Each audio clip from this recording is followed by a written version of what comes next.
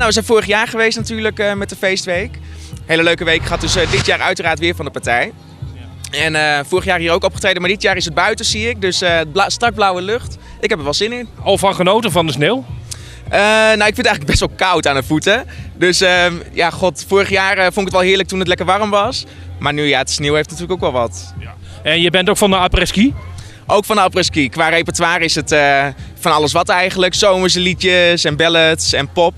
Maar après-ski is ook altijd goed. Ja, we zijn druk bezig natuurlijk. Ik ben gevraagd door een grote maatschappij, platenmaatschappij, voor een boyband.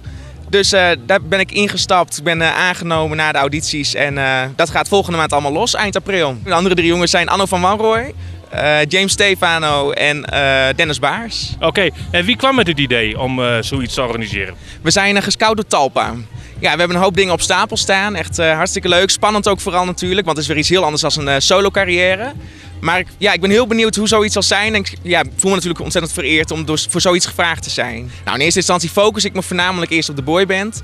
We moeten gewoon iets neerzetten met de volle 200%. En mocht het zo zijn dat ik een keer ergens gevraagd word om solo te zingen, dan kunnen we altijd kijken of dat lukt. Maar in eerste instantie gewoon volop aan de slag met de boyband. En de boyband heet trouwens Stad en Land, op social media ook volop te zien en te volgen. Dus als je op de hoogte wil blijven van alle ins en outs, Stad en Land.